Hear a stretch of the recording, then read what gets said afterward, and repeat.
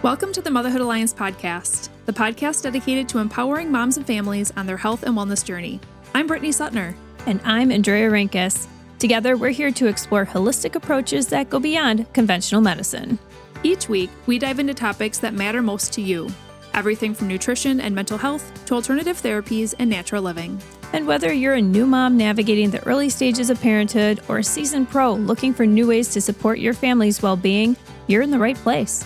Even better, all of our guests are local small business owners who you can actually talk to and work with.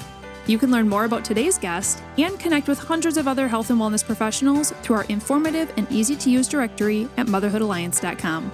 Before we get started, keep in mind that this podcast is for informational and educational purposes only and is not a substitute for personal healthcare advice. Please consult your healthcare provider before making any changes based on the podcast content. Thank you for joining us on this journey. Are you ready to help your family thrive?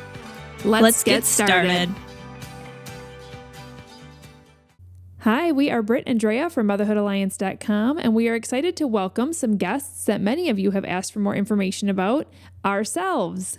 In many past episodes, we've referred to our history as prenatal and postpartum personal trainers through our business, Fit Moms on the Move, and how a career in that field ultimately led us to starting the Motherhood Alliance. In these 4 episodes, we dive into numerous topics related to navigating fitness before and after pregnancy, navigating the pressures of society, ab and pelvic floor function, how to have a fast postpartum recovery, what to do if you are years postpartum and your abs feel weak, and more. So without further ado, welcome to today's conversation with us, Drea and Britt.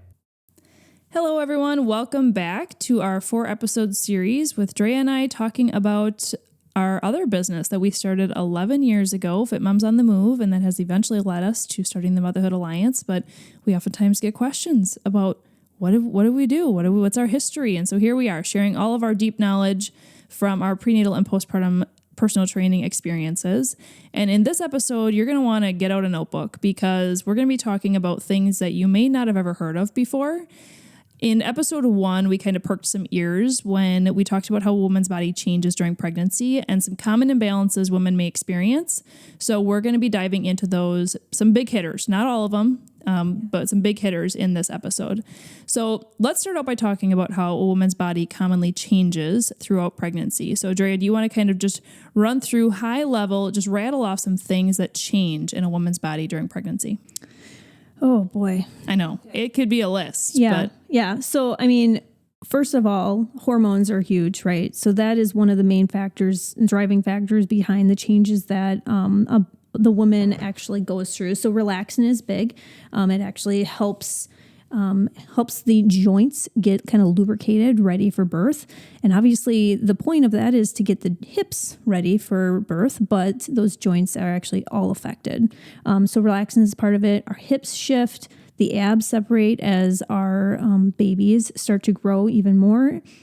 The deep abdominals typically start to turn off near the end of pregnancy. So you might be able to connect with them earlier in pregnancy, but later on, it's just kind of like not there anymore. Well, and honestly, hitting pause on that one for a second, I don't feel like the deep transverse abdominals is really talked about in the fitness industry all that much. So I'd be really curious on the percentage of people that really have good deep core control in the first place. Right. And then pregnancy, after your belly gets so stretched out, those muscles are just hanging on for dear life and they can't really function optimally unless you're intentional about it. Right. So I'd be curious. Well, and then when we say people want to bounce back, it's like, you want to bounce back to what you didn't know before? You know, like all this stuff that if you learn this stuff and you really understand how much better you can be stronger and just better, it's more like bounce better. Maybe that's how we should say it. You're really getting better. A clean slate as an adult into making sure that you have a deep, awesome foundation. Yeah. So, again, it's relaxing, hip shifting. We got abs that separate, those deep abdominals. We got ribs that are spreading. So as baby grows, the lower part of our ribs actually kind of start to spread apart. We're going to talk about that. Breathing patterns change. The low back arches. So a lot of weight in the front, that low back pain is really prevalent. And then because of that weight is in the front of the body, the glutes squeeze and actually kind of turn off a little bit too, which is why it's important to strength train the glutes. And then of course we have pelvic floor pressure and kind of the aftermath of that as well. So that is like the run through of the main things that kind of happen to a woman's body as it progresses throughout pregnancy. But it's a lot. Like if you go back and rewind that and really think through each one, our bodies are really shifting which muscles are being used, where our center of gravity is. Like you mentioned ribs spreading, right? Yeah. And we're going to talk about rib flare in a little bit more depth, but just think about that. Your ribs are coming up. That changes your entire breathing pattern and how you're able to breathe. And so are we expected to recover from pregnancy so fast? Like apparently society thinks that all these changes are just kind of like, meh. You're good like they after all a just few weeks. melt back into place. Like 6 weeks later, you're good to go. No problem. Nothing happened, right? No. Yeah. So that leads to the ultimate question. After baby is born, right, what happens to your body? Right. Right. And so the truth is that common postpartum issues like leaking and belly pooch and a lot of other things that women struggle with, they're common. A lot of people have them. Yes. But they're not normal or ideal. Right. Or ideal. Women don't need to live like that their whole lives. Just because society says something is normal doesn't mean it has to be that way for you. Exactly. So, all right, well, let's jump into a handful of those big hitters. Let's start with Relaxin. You mentioned that this is a hormone that's present in the body, and the point of it is to help kind of relax those joints in preparation for birth. But a lot of people don't know that Relaxin stays in your system at a higher level all the way through breastfeeding. Throughout breastfeeding. Yep. Yeah. So why does this matter when it comes to fitness after baby? Yeah, absolutely. So, I mean, let's say you are still breastfeeding a year and a half after having your baby, that Relaxin still is in your system. So if you are like doing a lot of jumping, if you're doing a lot of high impact exercise and you're not paying attention, you can actually kind of cause yourself some injury or be at risk for joint issues. Or let's say you got running very quickly after you had your baby and you didn't do a readiness screen or you didn't think about it. I have seen women actually do this where they feel good running actually for a couple months or for maybe even a year. And then all of a sudden they are getting this low hip pain or they have some kind of joint issue and or they even don't understand foot why. issues. Your feet are expanding from the Relaxin. And so, yep. Yeah. So it's important to really consider that, especially if you're breastfeeding for a while. We do, like we've talked about before, we do have a readiness screen for running in high impact. So take advantage of that. That's a really good quick guide that you can do to really try to figure out if you're ready.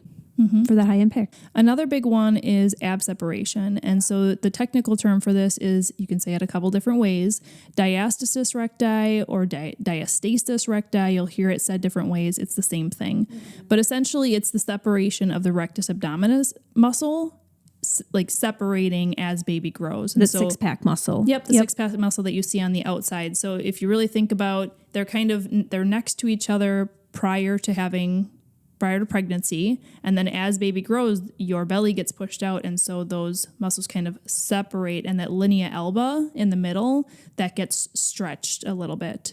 And so by the end of a full-term pregnancy, every woman has a diastasis. And so again, back to that main question, what happens after baby is born? So when baby is born, it's not like these things just pop right back into place, right? You're still going to have that ab separation. I remember being shocked because I didn't know any of this stuff when I had my first kiddo. I couldn't even sit up in bed. And then I would like feel my stomach. I'd be like, what is this gap here? This isn't normal. What is this? And I had no idea. So it does eventually, for many women, it can heal on its own. You can actually have those two sides of the rectus abdominis coming back together over the 6 to 8 weeks after baby. However, for a lot of women too, it actually doesn't. And some of that, actually most of that, has to do with their movement and their breathing habits as well.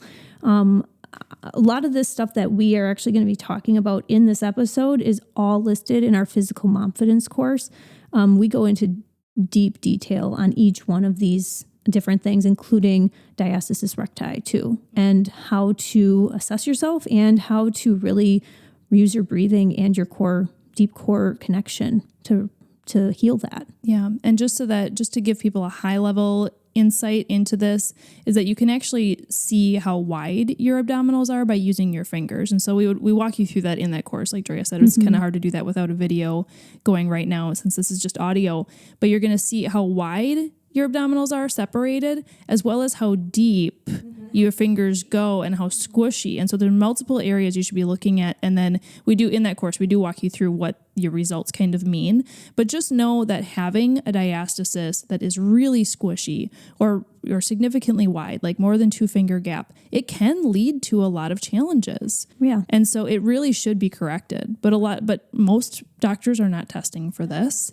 And unless you actually know what to do, a lot of women are walking around the rest of their lives with a wide diastasis. Well, and honestly, diastasis is more of a symptom of poor breath and movement control, kind of like what I said before. It's a symptom of that. So if you continue to have that after baby is born, there are some things that you need to work on with your posture, with how you move, how you lift things. And again, this is all stuff that we talk about in that course too. Mm-hmm. Let's move to the next one, rib flare. So this is where your ribs are coming up and out into an expanded position. Why is this important? Because other than maybe needing to get a different bra size from like a width of your bra, why does this really matter? Right. I mean, and that's a symptom. So if you moved up like your rib cage actually got wider and you had to move to a different bra size, it's kind of your sign too. Not cup size. Not cup size, band size.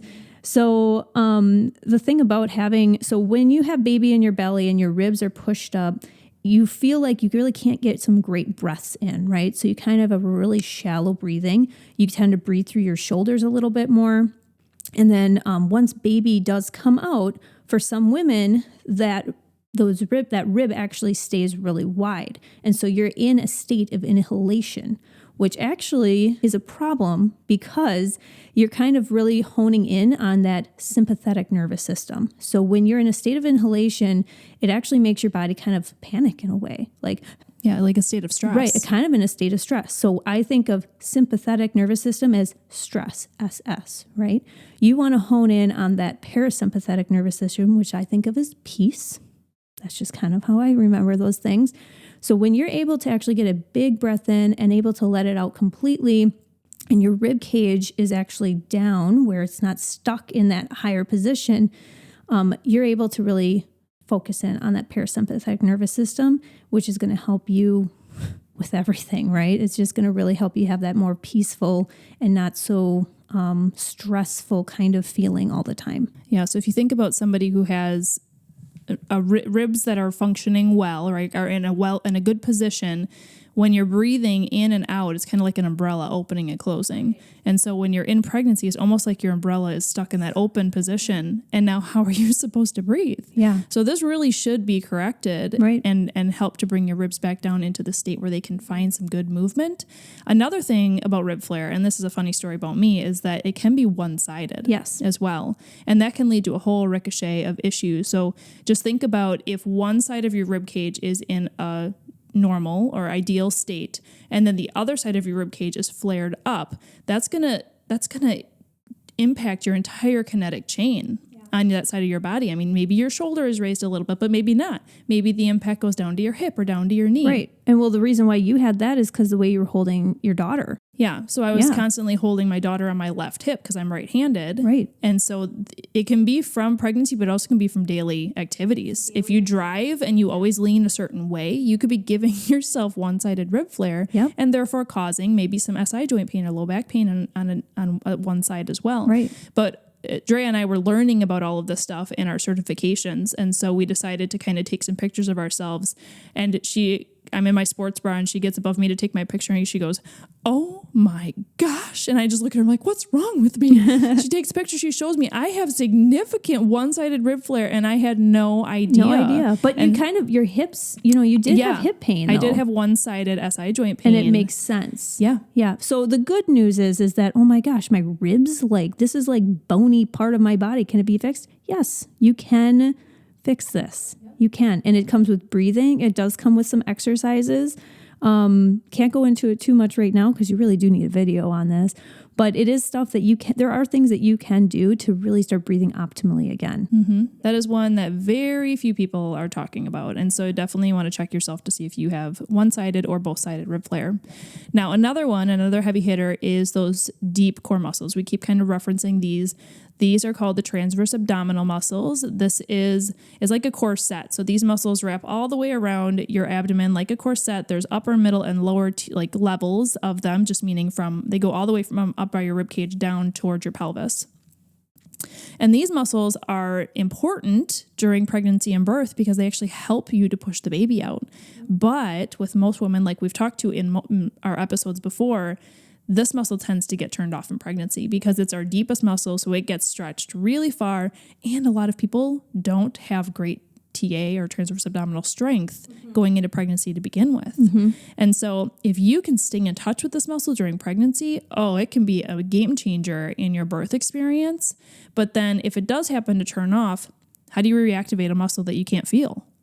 That can be really tricky. Yeah, right, exactly. And if these deep TA muscles are not turned on, this is leading to a lot of low back issues. A lot of women with low back pain these muscles are turned off for them. So if we can get those reactivated and refiring, then that can be really beneficial in helping to work out some of the other kinks that you might be feeling in your kinetic chain. So just a tip here too, if you're looking at doing core work, and Brittany alluded to this earlier too, is that core work isn't like your core is not just your six pack. Like that's not just what it is, right? So when you're doing core work, you really want to focus in on getting that deep core activated. That's also going to help with belly pooch too. People who are dealing with belly pooch, sometimes it's diastasis, sometimes it could be, extra adipose tissue or fat tissue. But I mean, if you work on your deep core, all good things will happen. Yeah, and another big piece that we're actually not going to touch too much on in this episode, but Drea did tell you that in our Physical Confidence mini course, that course has 8 modules. One of the modules actually talks about breathing. Every single one of these pieces is impacted by the way you breathe. So we had said that during pregnancy, our breathing patterns tend to shift because our ribs get kind of stuck. So then the air has to go somewhere, right? And we create these new habits. So just know, man, I wish we could dive into it right now. We just don't have time for it. But the breathing piece is going to be super important too in helping you to correct a lot of these pieces. But another one that is really common, and once you learn it, you can't unsee it. Yeah. Glute squeezing. Yeah. We mentioned this before, but as baby grows, our weight shifts, right? Or we have weight in the front, and so we tend to push our hips forward. We get more of that low back curve, and then our glutes kind of squeeze in to help combat that weight. And what we end up doing is we form a glute squeezing habit. And so baby is born, but we still squeeze our glutes. I mean, just think about that, what we call it park posture, right? So if you're at the park with your kids or somewhere, like standing in a line somewhere, in my head, I see people do this all the time where they have their hips thrust forward, their butt is squeezed. They don't have a butt. It's very flat. So if you have a flat butt. Yep, mom butt. If you have that flat mom butt, the part of the problem could be that you do not have, your glutes are very inadequate in strength. Well, and that you're just squeezing them. Yep. We talked with Meg Peters-Gebler. She had a 4-episode series, as well as Elisa Andrews. Those are both local physical therapists, pelvic floor physical therapists. And we had some great conversations with them around these types of things like leaking and pelvic floor and glute squeezing. So make sure you go back and listen to those episodes on more information on that as well. But the glute squeezing piece is just so interesting because once you are actually looking around in the world at other people, like a park, or if you're in line at a grocery store or something, you're going to notice so many people squeeze their butt muscles. But the problem is, just like with the pelvic floor, is once a muscle is squeezed and it's at its top capacity, kind of hitting its ceiling, right? It can't squeeze anymore. It can't contract anymore, right? And so now its function is lost. And what you really have to work on is the relaxing side of things. So that's pretty interesting. Stand up, see if you can relax yourself, change your brain to think about something else, and then bring it back and see if you're squeezing your glutes. Have somebody take a picture of you randomly and see what you actually do, how you actually do stand, right? And then with leaking, this is a really common thing in our society. Unfortunately, we're talking about urine leaking specifically. Leaking can be caused by a pelvic floor that is underactive or overactive. Yeah, so overactive is when it's just too tight. So as you alluded to with the glutes, squeezing, it's the same thing with the pelvic floor, where if it's squeezed so tightly that you no longer can actually get any more strength out of it, that's when you have an overactive pelvic floor. Many of us do have overactive pelvic floors. We tend to be in a very stressed society where we're always tense. So thinking of that, our pelvic floor is reacting to the way we live our lifestyle, that tends to be the case. With underactive pelvic floors, that's when you have too loose or a very, very weak pelvic floor. A lot of people think that they have a underactive or a loose pelvic floor, just a weak pelvic floor because they're leaking. That's not necessarily the case, but that's when they literally can't lift it up. So the best thing that you can do is go see a pelvic floor therapist to get an individual assessment on where you're at, and then you can go from there on figuring out what the best next steps are for you. So you either need to strengthen and lengthen, or you need to relax and let it go for that overactive pelvic floor. Mm-hmm. Yeah. Ideal function, right, is the goal. Right. To be able to do both. You should be able to that pelvic floor should naturally rise and fall with breathing, and it should naturally be able to contract and relax. So that's what the ultimate goal is. So one thing, Drea, that I don't want people walking away from this episode with is feeling super, super overwhelmed or disheartened and feeling like their body is broken. Yeah. Right? These are common imbalances. It doesn't mean you have them, but you may. And especially if you're dealing with some sort of symptoms, it might be worth checking out. Yeah. And actually you might be surprised that some symptoms like back pain or some kind of issues you have might be actually tied to this. Right. And if you are not currently having symptoms, we just recommend everybody does a self-assessment, just because then you know where your foundation is at, because a lot of people will go years and then they don't realize one of these things is off, and then they have some setbacks or injuries because of it. But what encouragement would you have for a woman who feels really overwhelmed right now with wow, they just went through a lot. I've never heard of any of those things and I don't know where to start. Right. Well, first of all, we want to encourage you that it's not too late. It's not too late, even if it's been 20 years since your last baby, right? I know Brittany, when she was teaching or being a personal trainer, she had met up with a woman who had diastasis and she had no idea. And it was probably... She was in her mid-50s. Yeah. It's been years and years since she had her baby. I've always had low back pain. Imagine that, So now Brittany was able to kind of educate and help her along with understanding what diastasis is and how to fix that. So it's not too late to really address all these issues. You might need a little extra time, a little extra help, more patience, and again, grace and flexibility, but it's not too late. Yeah. And with our physical confidence mini course and self-assessment, just a little bit of understanding around that is that it's an 8 mini course module where we walk through these things as well as more. And we're really helping you feel educated and empowered, but then we also help you test yourself. And we give you this self-assessment sheet where you can circle green, yellow, red, depending on where you feel like you did within each assessment. It gives you a really good visual picture. And then we give you exercises to help start correcting some of these things. So that's kind of what that mini course is about. You can find it on our website if you're interested in learning more at fitmomsonthemove.com. But we do have one more episode coming up, and we are excited to dive into this one because postpartum recovery is a foggy time. Yes. Very, very foggy, not only from actually living in the experience of it, but what should you actually be doing for yourself and your body? And are there things that you can do during pregnancy to help set yourself up for an easier postpartum? These are some questions we're going to be answering in our next episode, as well as maybe things to focus on exercise-wise for each trimester. So if you have any friends who are trying to conceive or are currently pregnant, this next episode is definitely going to be for them. But I bet even if you're done with that season of life, you're going to learn some things from the next one too. If you enjoyed this episode, would you consider leaving a rating or review or sharing it directly with a friend who could benefit from the information? We know that you're a busy mom or caregiver, and our goal is to make your life easier by bringing tips and tricks directly from experts into your earbuds. By sharing this episode with someone you love, you can play a critical role in helping to make their life easier as well. We appreciate your time and thank you for being a part of the Motherhood Alliance family.